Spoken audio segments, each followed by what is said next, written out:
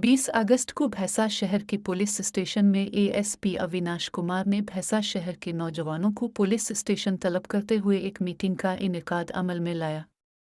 इस मौके पर भैंसा एएसपी अविनाश कुमार ने तमाम ही नौजवानों को किसी भी किस्म के गैर कानूनी सरगर्मियों में मुलव्वस न होते हुए अपने मुस्तकबिल को बर्बाद न करने और गांजा जैसे मुनशियात का इस्तेमाल न करने का मशवरा दिया और कहा कि गांजे की रोकथाम के लिए पुलिस की खुसूसी टीमें तश्कील देते हुए सख्त नज़र रखी जा रही है।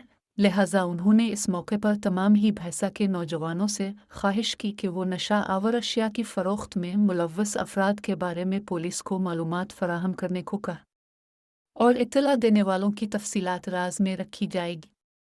इस मौके पर भैंसा टाउन सीआई डी राजा रेड्डी, एसआई मोहम्मद गौस के अलावा हमारा सहार यूथ के रियासती सदर अयूब अहमद, काशिफ, इरशाद, साजिद लकी शेख के अलावा कसीर तादाद में नौजवान मौजूद थे।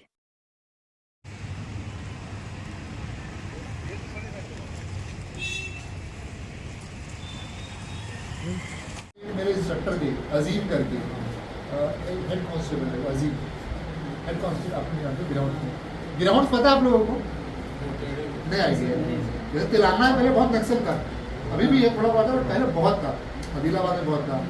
तो इसको क्या है ना, ग्रेहाउंड्स एक हमारी तेलंगाना की स्पेशल फोर्स बनी, पुलिस फोर्स, उसने नक्सल को ख़त्म कर दिया ऑलमोस्ट 99%। वो पूरे इंडिया में, पूरे वर्ल्ड में फेमस है वो फोर्स ग्रेहाउंड्स।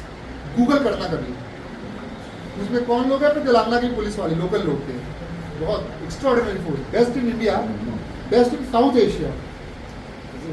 उसमें क्या होगा, अभी तो मेरी ट्रेनिंग, वहाँ पे ट्रेनिंग हुई, उसमें अजीम करके एक हमारे ट्रेनर है, वो वैसा के हैं, पता है आप लोगों को?